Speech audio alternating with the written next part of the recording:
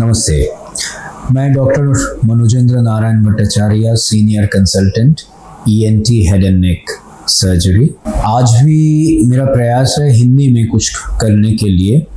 पिछला जो एपिसोड आपने देखा था हिंदी में, शायद ऐसा एक टॉपिक लेके हम लोग किए थे पिछला एपिसोड, जो ज़्यादा कॉमन तो नहीं है लेकिन वो होता है। वो हम लोग पत्थर लेके, मुंह के अंदर पत्थर लेके हम लोग किए थे। आज जो चीज़ हम लोग करेंगे वो तो बड़ा कॉमन सा चीज़ है।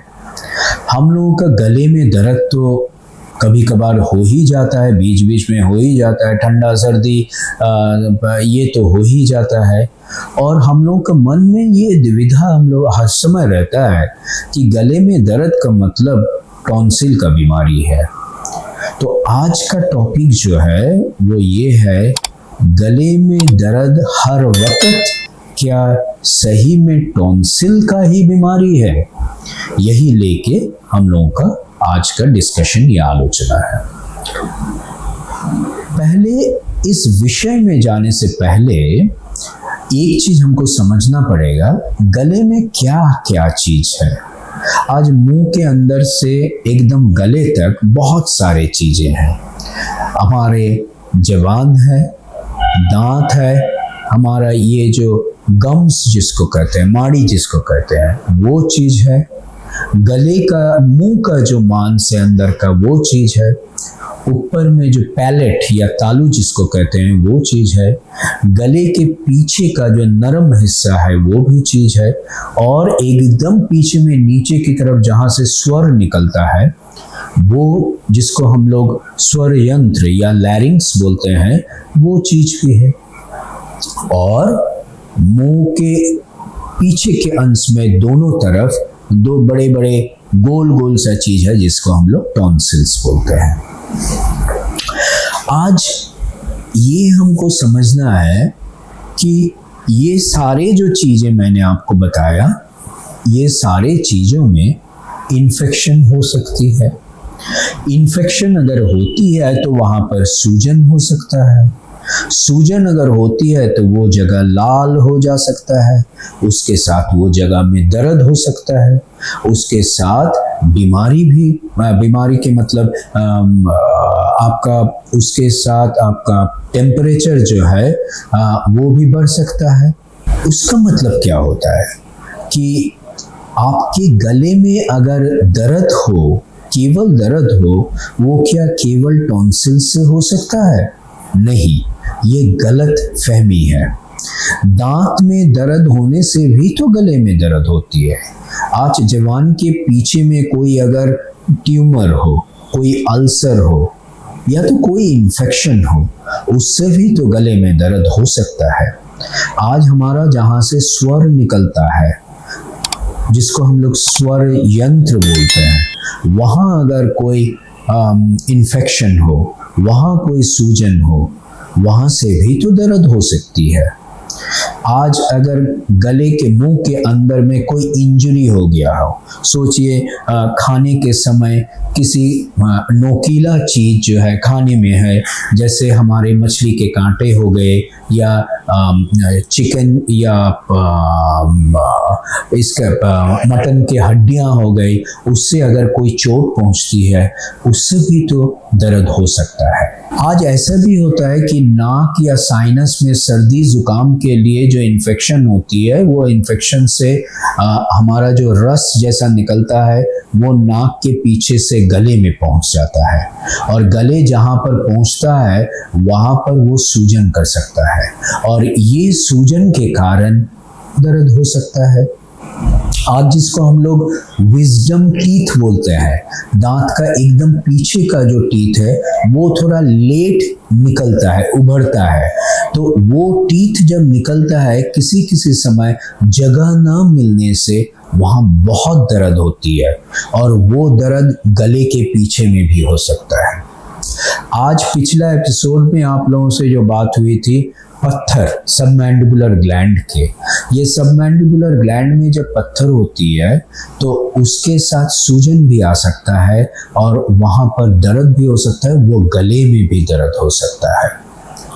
आज कोई तरह का अल्सर मुंह के अंदर अगर हो, ये अल्सर डायबिटीज के कारण हो सकता है, ये अल्सर वायरल अल्सर हो सकता है, ये अल्सर या घाव चोट के कारण हो सकता है, ये अल्सर एक कैंसर के कारण हो सकता है। अगर ये अल्सर होता है वो उससे भी गले के अंदर दर्द हो सकता है। एक समय क्या होता है कि हमको मालूम नहीं होती है, लेकिन हमारे जो मुंह के अंदर नरम सा हिस्सा है या जबान का कोई हिस्सा, वो दांतों से काट देते हैं हम लोग, और वहाँ पर भी घाव हो सकता है, या दांतों से काटने के लिए भी वहाँ पर एक घाव हो जाना या बगैर घाव का भी दर्द हो सकता है। वो दर्द भी गले में आ सकती है। अगर मुंह के किसी भी इलाका में कैंसर हो जाती है, कैंसर का घाव होता है, उससे भी गले में दर्द हो सकता है।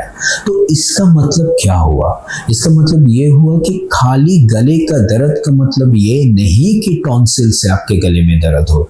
और एक बड़ा इम्पोर्टेंट चीज़ है जो मैंने भूल गया था, वो इम्पोर्टेंट चीज़ ये है कि हमारा पेट में जो एसिड होता है, वो एसिड एक एक समय ऊपर में चले आते हैं गले में, जिसको हम लोग बोलते हैं LPR, लैरिंगोफैरिंजियल रिफ्लक्स या एसिड रिफ्लक्स।